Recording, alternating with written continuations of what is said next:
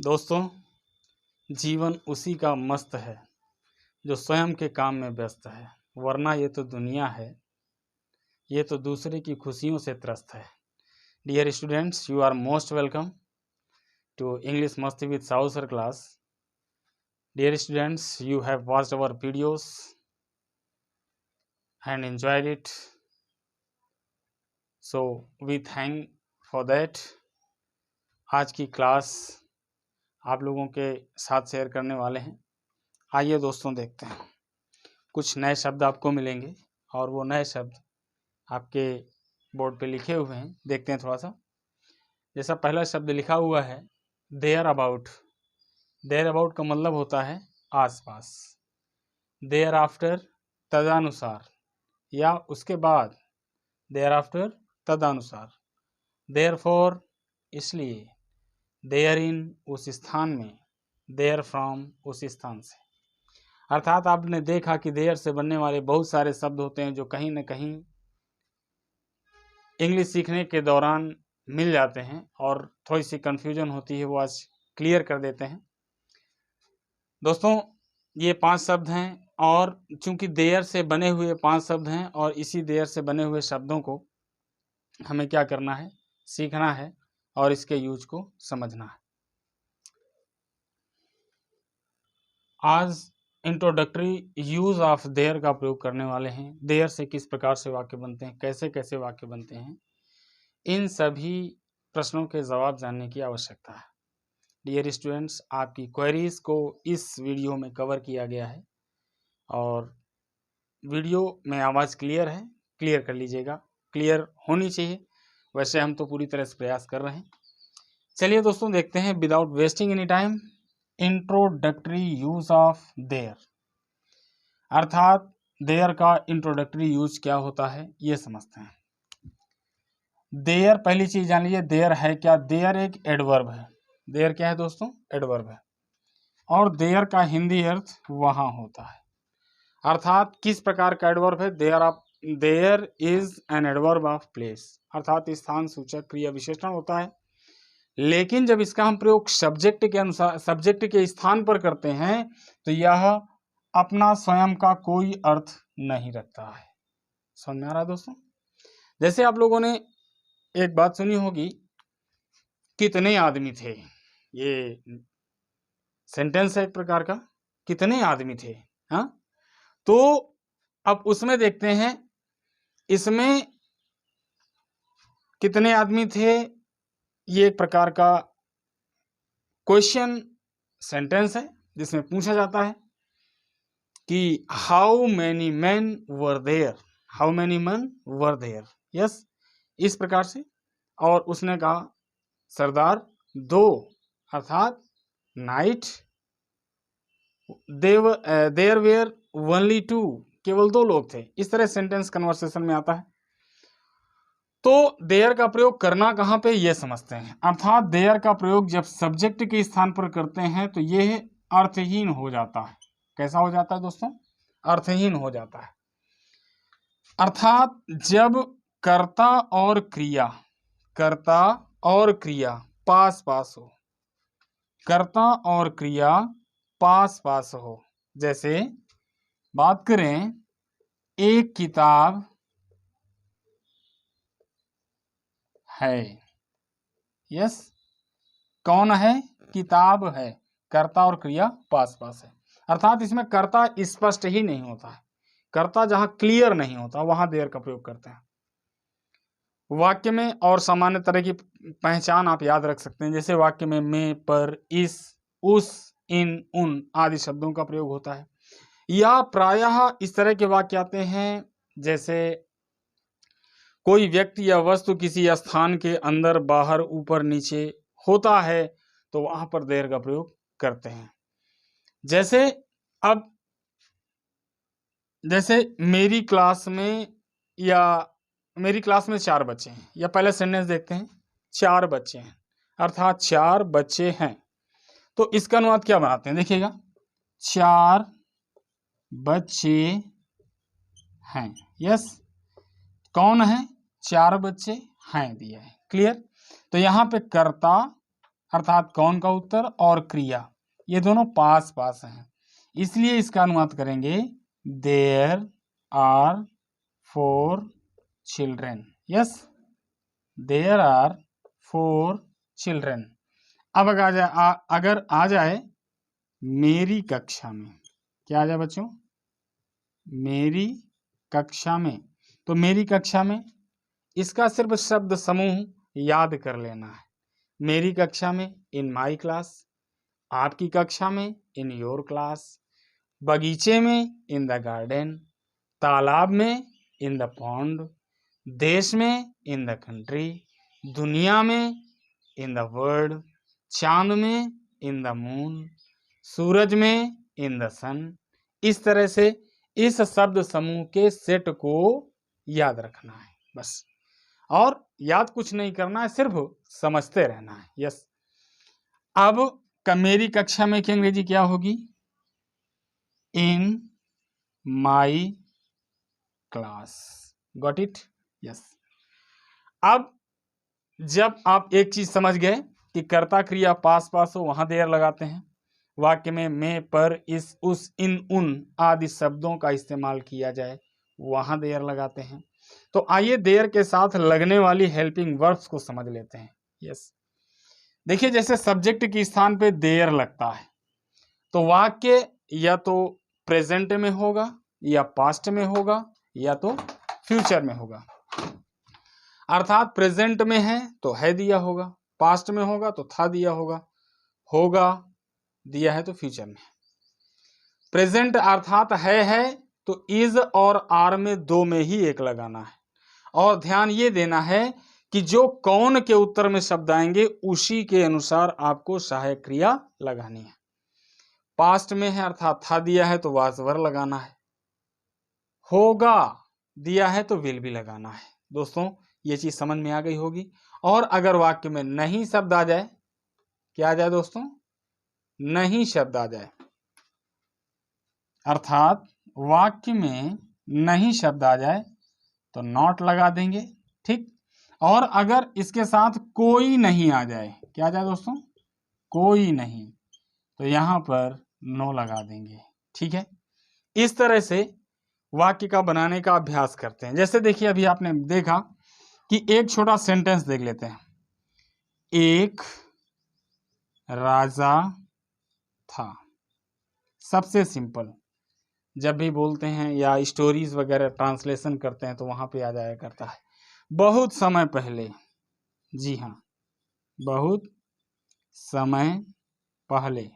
Yes, एक राजा था, तो हमें इसमें कर्ता कौन था भैया? राजा था, और था दिया है, कर्ता क्रिया पास पास है, तो हम बहुत समय पहले की अंग्रेजी पहले लगा लेंगे। तो क्या हो जाएगा? Long long ago. अब एक राजा था, अब इसमें कर्ता क्रिया पास पास है तो देयर लगा देंगे। There was a king. There was a king. Clear हो रहा है? There was a king. अब इसी तरह से कोई भी सेंटेंस हो जाए, जैसे 4 शेर थे, है ना? 4 शेर थे। There were 4 lions. एक कमरा है, देयर इज अ रूम। एक घर था, देयर वॉज ए हाउस। एक बैल था, देयर वॉज ए बुल। और जहां कहीं भी इस तरह के सेंटेंस आएंगे वहां पर आपको देयर का प्रयोग करना होगा। और इसके पश्चात आगे देखते हैं।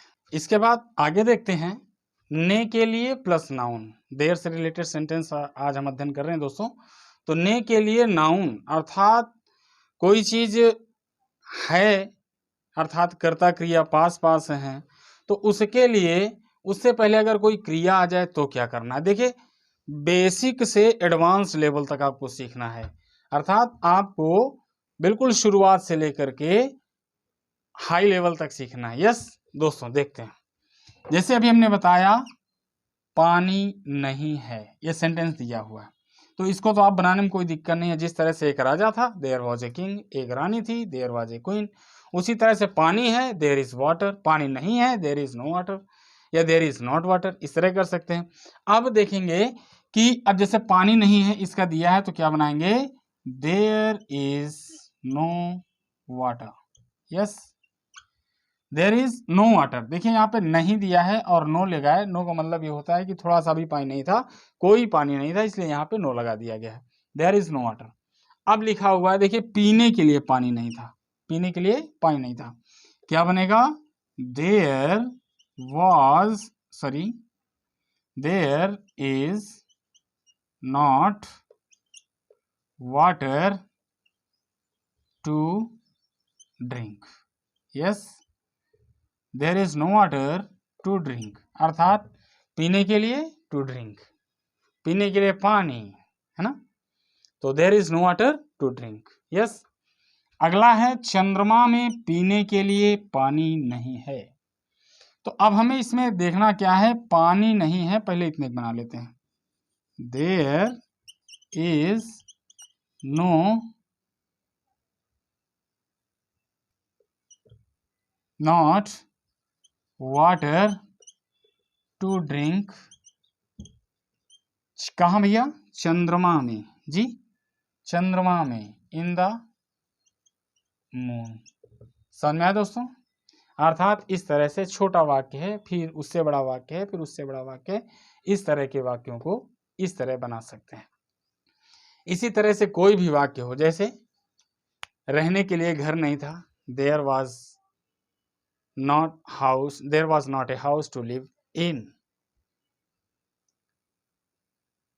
रात में अंधेरा था, there was darkness in the night, बाजार में बहुत लोग थे, there were many people in the market, तालाब में मछलियां नहीं हैं, there is not fish in the pond. इस तरह से इन वाक्यों को बना सकते हैं। आगे देखते हैं,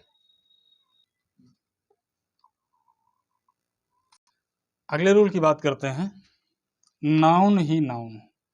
कभी कभी ऐसा होता है कि एक ही शब्द ही के साथ जुड़ करके वही शब्द पुनः आ जाता है, जैसे किताबें ही किताबें, जैसे किताबें ही किताबें, अर्थात इसका मतलब क्या होता है, जैसे पानी ही पानी, पानी ही पानी, पानी के सिवाय कुछ नहीं, अर्थात पानी ही पानी का मतलब पानी के सिवाय कुछ नहीं।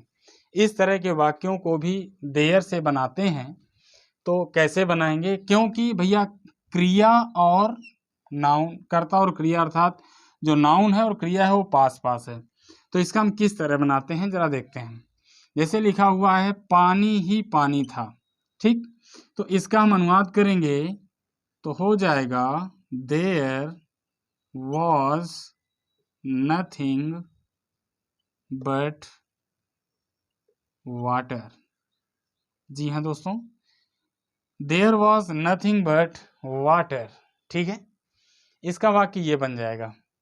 इसी तरह से इस दुकान में किताबें ही किताबें थी, देखिए किताबें ही किताबें थी, तो इसमें हमें क्या करना है, there was nothing but books, yes. अर्थात यहाँ पर ये देखना है कि जो नाउन दो बार आया है, नाउन ही नाउन का अर्थात किताबें ही किताबें दिया है, और वो अगर ये लाइफलेस हैं, कैसी हैं, निर्जीव हैं दोस्तों, कैसी हैं, निर्जीव हैं, तो इस जगह पर हमको नथिंग लगाना है, अर्थात निर्जीव आएगा तो नथिंग लगेगा, समझना। और अगर कोई व्यक्तिवाचक संज्ञा है, अर्थात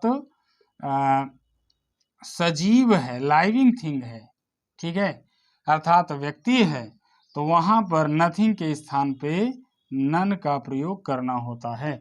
जैसे यहाँ पे देखिए किताबें लाइफलेस हैं तो नथिंग लगा है, और यहाँ पर मेरी कक्षा में विद्यार्थी ही विद्यार्थी हैं, तो इसका बन जाता है, there is none but students कहाँ, मेरी कक्षा में, इन माय क्लास। समझ में आया दोस्तों? अर्थात यहाँ पर जब व्यक्तिवाचक संज्ञा दी है, व्यक्तिवाचक अर्थात कोई व्यक्ति दिया है तो वहां पे नन लगाएंगे, और जहां वस्तु दिया है वहां पे नथिंग लगाएंगे।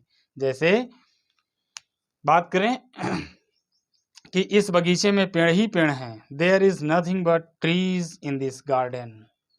There is nothing but trees in this garden. कुछ तो गड़बड़ है, ये सेंटेंस आपने सुना होगा। हाँ, कुछ तो गड़बड़ है, तो इसका अनुवाद क्या करेंगे? There is something wrong. क्या होगा? There is something wrong. Yes, इस तरह से ये वाक्य आप बना सकते हैं, और इसको समझने में आपको थोड़ी सी भी दिक्कत नहीं होगी। जैसे मेरी दुकान में मोबाइल ही मोबाइल हैं, there is nothing but mobiles in my shop. There is nothing but mobiles in my shop. Yes, आप लोगों को ये चीज़ समझ में आई होगी। दोस्तों, अगर ये रूल्स आपको पसंद आए हैं तो आपसे छोटी सी रिक्वेस्ट है कि वीडियो को लाइक करें, शेयर करें और सब्सक्राइब करें, क्योंकि दोस्तों मनुष्य का जीवन उसके कर्मों का दर्पण है। मनुष्य का जीवन उसके कर्मों का दर्पण है, और संपन्न जीवन वही जिया है जिसमें समर्पण है। थैंक यू दोस्तों। लाइक, शेयर और कमेंट तथा सब्सक्राइब करना न भूलें। धन्यवाद।